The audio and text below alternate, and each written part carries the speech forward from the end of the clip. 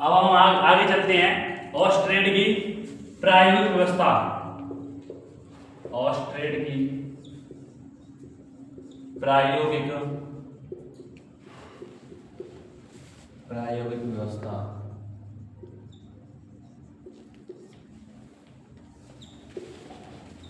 ऑस्ट्रेड भाई साहब में प्रायोगिक व्यवस्था आई थी। Practically arrangement.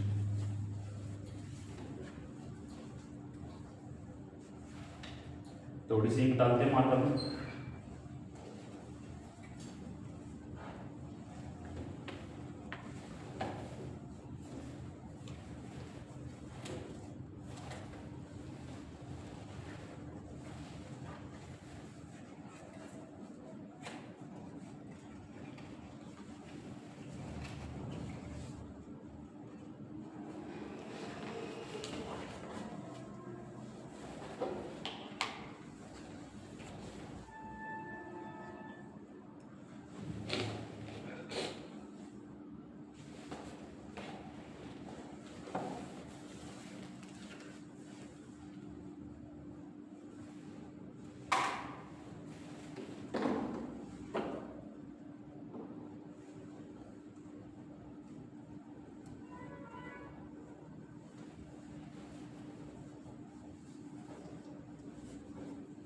चलिए चलते हैं आगे। अब क्या है, थ्योरी लिखते हैं उस एक्सपेरिमेंट्स की। पॉइंट नंबर 1, तार में विद्युत धारा, तार में विद्युत धारा प्रवाहित होने पर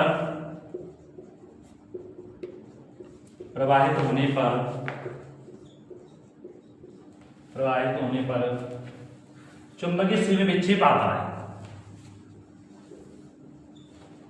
चुंबकीय सुई में विक्षेप आता है।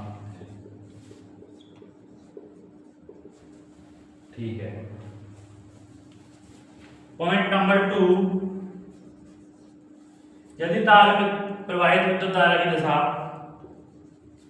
यदि तार में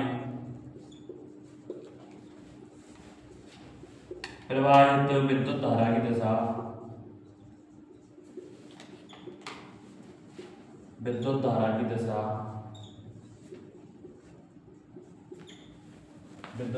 दिशा पहले के सापेक्ष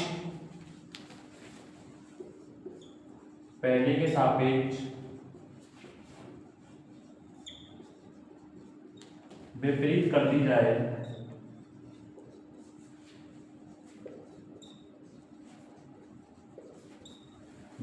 दी जाए, तो सुई में विक्षेप की दिशा,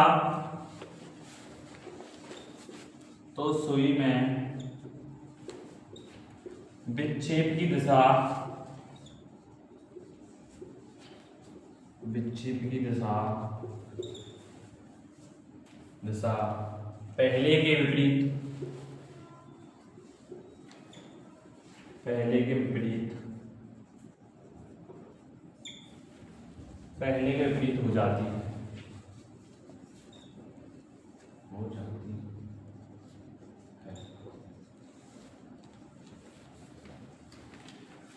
नोट कीजिए इसे। मैंने आपको बताया था ये कोई सर्किट है, इसमें बैटरी है, ये कुंजी है और इसे ये कोई कंपास सुई है, इसमें विक्षेप उत्पन्न हो जाता है। ये +2 माइनस रखी थी। अगर आप विपरीत रखेंगे तो करंट को, कुंजी है ये, तो विक्षेप होगा इस साइड। इस लाइन में कहने का मतलब यही है। इसे नोट करना, ठीक है। थर्ड पॉइंट पे चलते हैं आगे। चुंबकीय सुई केवल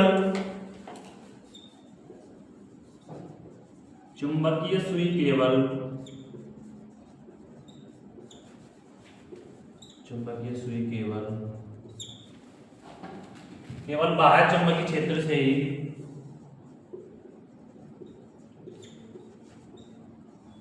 बाह्य चुंबकीय क्षेत्र से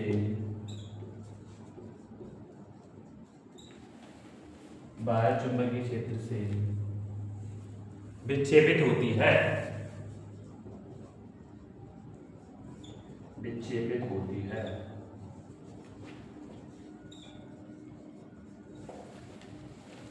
विक्षेपित होती है। अतः ऑस्ट्रेड के प्रयोग से स्पष्ट है कि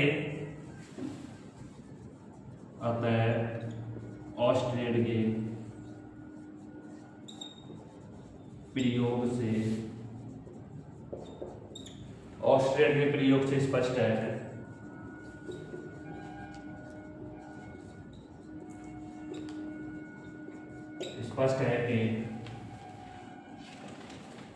कि नोट कीजिए, से रफ करते हैं आगे चलते।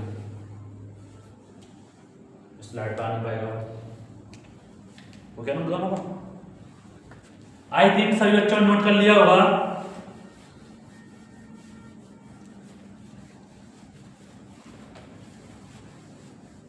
सो इसे हम रफ करते हैं।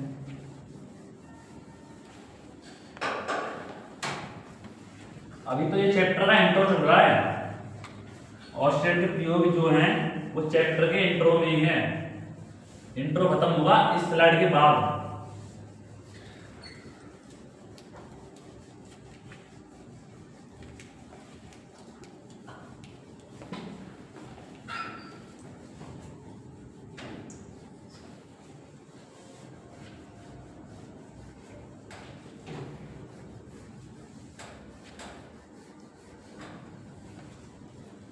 चलिए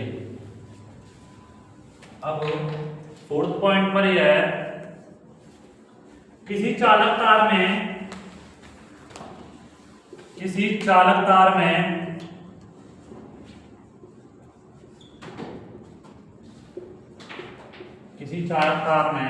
विद्युत धारा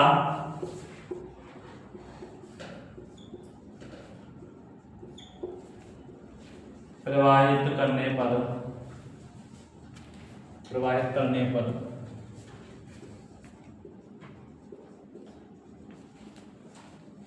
अर्थात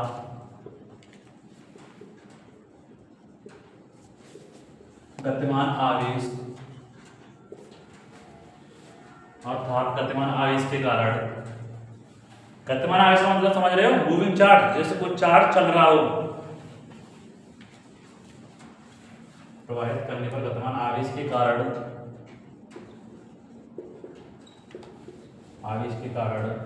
उसके चारों ओर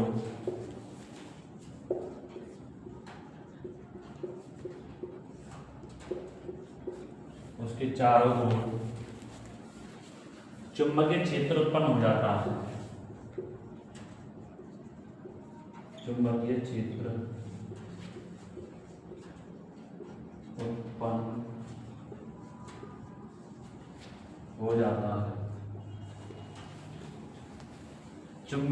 उत्पन्न हो जाता है।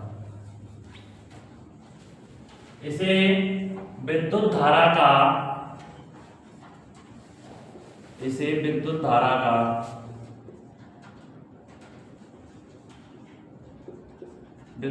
का चुंबकीय प्रभाव, magnetic effect of charge, magnetic effect of current प्रभाव कहते हैं।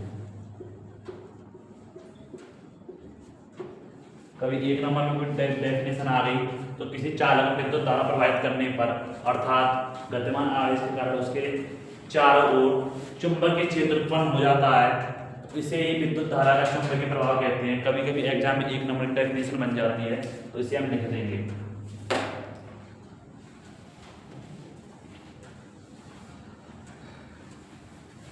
एक कैप्सूल है छोटा सा, उस कैप्सूल के थ्रू हम पूरी फर्स्ट में को समझते हैं। VSKC विकास कैप्सूल, एक कैप्सूल है।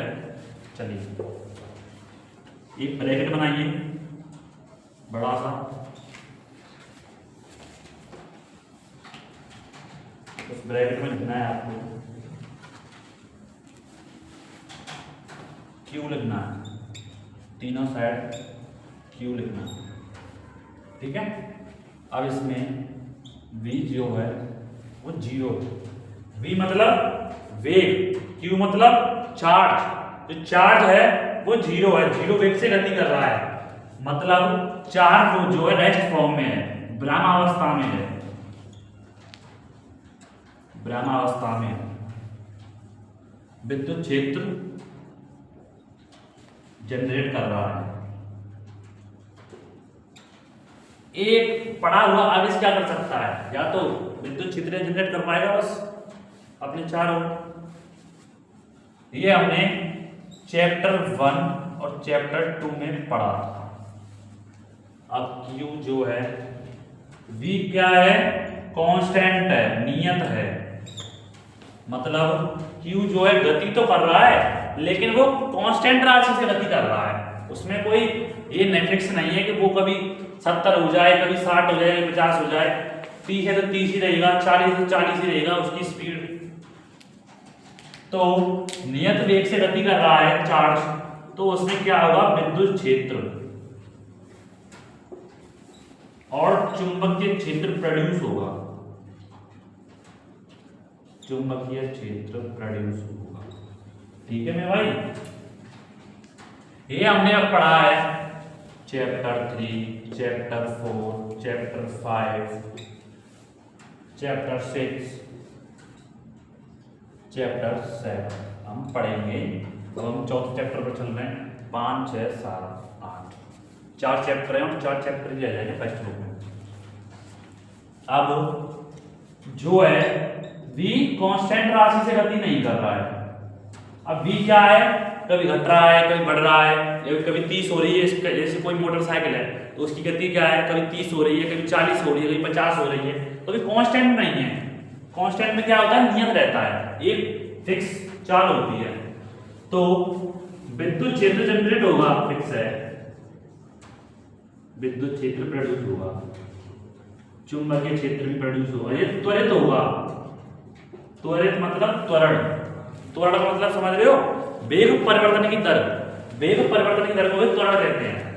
वेग में परिवर्तन हो रहा है तो त्वरित विद्युत क्षेत्र एवं चुंबकीय क्षेत्र, चुंबकीय क्षेत्र,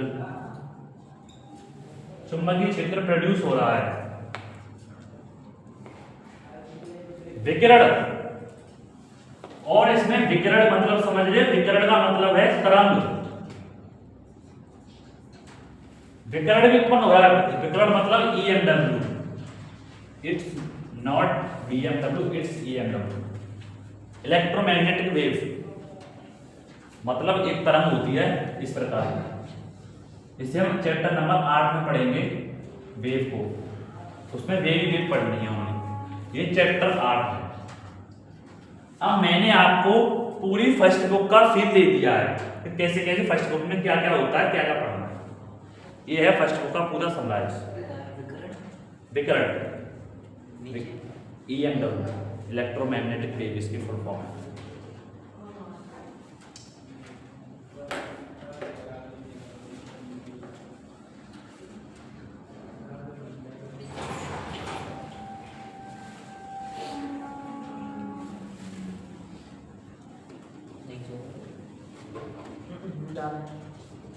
मेरे नाले वाला को उठाएगी नहीं, धोखा 10 रहे हैं। वीडियो में बोल रहा हूँ।